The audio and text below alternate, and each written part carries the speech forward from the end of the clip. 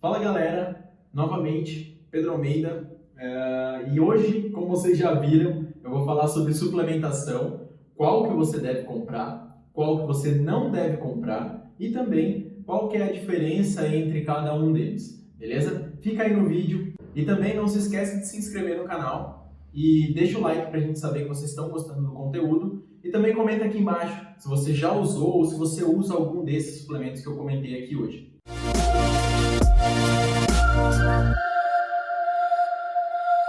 Bom, galera, se tem um suplemento que eu sou apaixonado e que eu uso muito na prática clínica, é esse daqui, ó.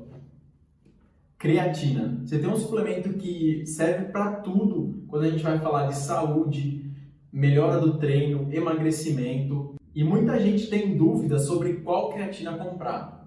Assim, a melhor creatina que tem, a que tem mais evidência científica, é a creatina monoidratada. Qualquer outra creatina, ela tem pouca evidência e também não tem efeito de melhora em relação à monoidratada, além de serem bem mais caras. Então, assim, se for comprar qualquer creatina, busque sempre monoidratada.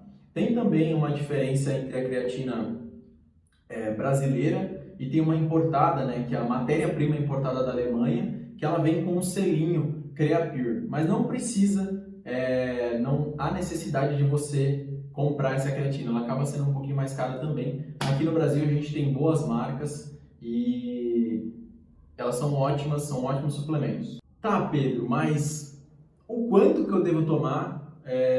Quais que são as doses recomendadas? Bom, a gente tem dois protocolos de dose que gira em torno de 3 a 5 gramas para indivíduos médios, né? Dentro dos estudos, eles dão essas doses como base por conta da média de peso dos indivíduos. Mas tem um outro protocolo que é um protocolo de saturação mais carga, né? Que a gente chama, que é o protocolo com 20 gramas por dia. Você pode pegar 4 vezes ao dia com doses fracionadas de 5 gramas.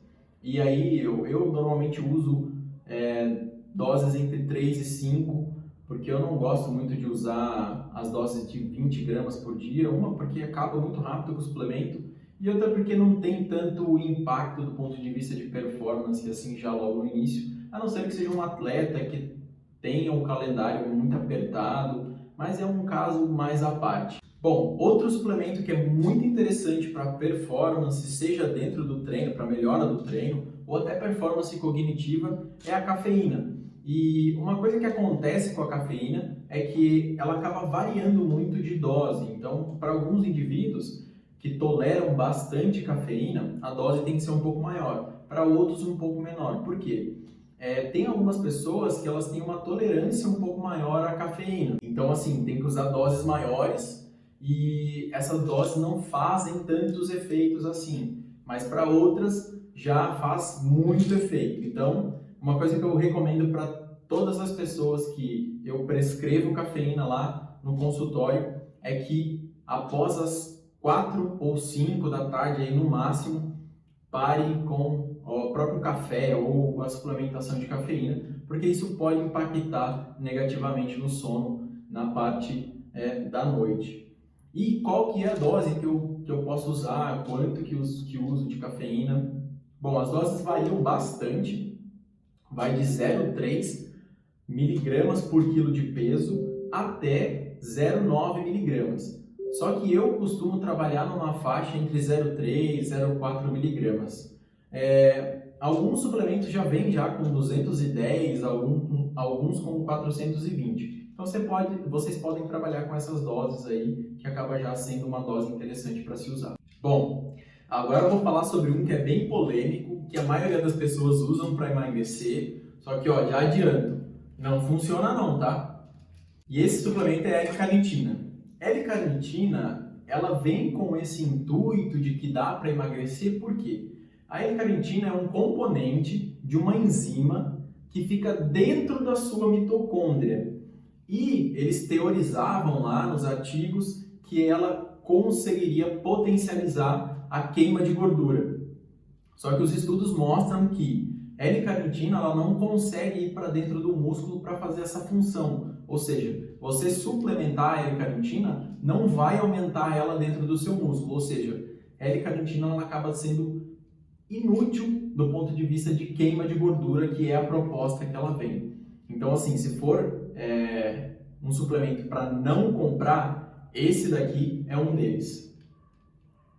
Outro suplemento aí da classe dos que não devem ser comprados é esse mocinho aqui, o BCAA. O BCAA ele vem do inglês, né, que é aminoácidos de cadeia ramificada. O que isso quer dizer, Pedro? Bom, eles vinham com o intuito de que aumentariam a síntese proteica e que no final das contas seriam interessantes para a hipertrofia. Só que os estudos mostram que o BCAA ele não tem a capacidade de sustentar a síntese proteica. Por quê? BCAA está falando de 3 aminoácidos: leucina, isoleucina e valina. A leucina, teoricamente, é o mais importante deles, porque ela sinaliza a síntese proteica, mas o BCAA não consegue manter. Por quê? Ele precisa dos outros aminoácidos para dar continuidade à síntese proteica. Então, o BCAA sozinho, ele não consegue fazer nada. Ele só aumenta ali, sinaliza a síntese proteica, mas isso não tem continuidade. É por isso que eu não sei se talvez você já tenha visto que no próprio Whey Protein, ele tem lá uma quantidade de BCAA X, costuma variar entre 5 a 6 gramas, mais ou menos, depende do whey. Então, assim, as carnes, de modo geral, elas já têm BCAA na composição, ou seja, o ovo, a carne vermelha ou o frango tem BCAA, ou o próprio Whey Protein, certo? Então, não se enganem, não comprem BCAA. Bom, aqui está o meu segundo queridinho, que é o Whey Protein. Dentro do Whey Protein, a gente tem várias marcas, vários sabores, e também a gente tem 3 tipos diferentes. Dentre eles, a gente tem o concentrado, que ele passa por um processo menos rebuscado, né? Um processo mais simples, digamos assim. Aí a gente tem o isolado, que eles meio que deixam quase que o whey 100% puro, não tem nenhum outro componente além da proteína do leite, que eles falam que eles chegam a quase 95% de pureza. Então, assim, acaba sendo interessante para alguns casos específicos que eu já vou comentar. E também tem o terceiro, que é o mais caro deles, que é o hidrolisado. O hidrolisado é um whey que, basicamente, ele é pré-quebrado. Então, assim, ele não precisa de tanta digestão para ser absorvido.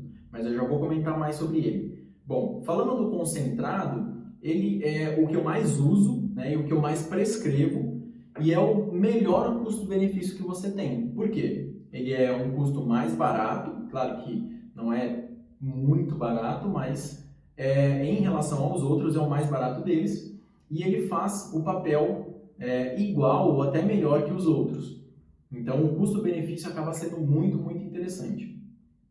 Já o isolado, ele é mais interessante para pessoas que têm intolerância à lactose, por exemplo. Já o hidrolisado, como ele já é pré-quebrado, ele acaba sendo interessante em algumas doenças, por exemplo. Em indivíduos bariátricos, acaba sendo interessante usar o hidrolisado. Só que ele tem um custo bastante elevado, que complica muito de se prescrever. Por exemplo, tem o whey hidrolisado que custa 300, 400, até 500 reais em 900 gramas. Então, assim, não é qualquer pessoa que consegue comprar ali todo mês. Além dessas diferenças do whey, a gente tem também o whey como um fator interessante para dentro da dieta. Como que ele funciona? Para que a gente usa o whey dentro da dieta? O primeiro ponto ele é bastante interessante para auxiliar no aporte proteico. Quando a gente vai prescrever a dieta lá no consultório, a gente tem na verdade algumas recomendações a respeito da quantidade de proteína diária.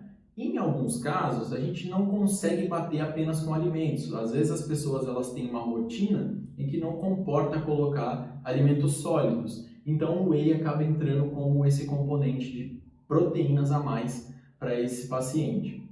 Outro caso bastante interessante o whey ele vai muito bem em refeições intermediárias ou até no café da manhã. Por quê? É muito rápido e muito simples de você conseguir uma quantidade boa de proteína com um sabor interessante.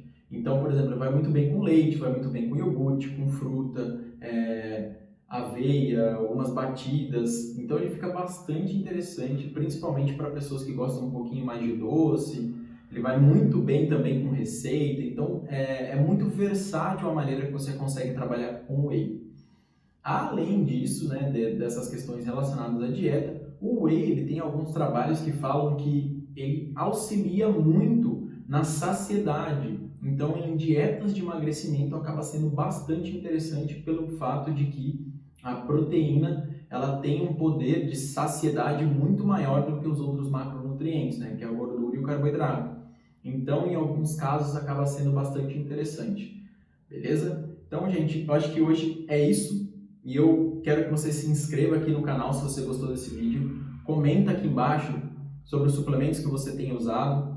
Eu quero saber. E não esquece de deixar o like, beleza? Tchauzinho.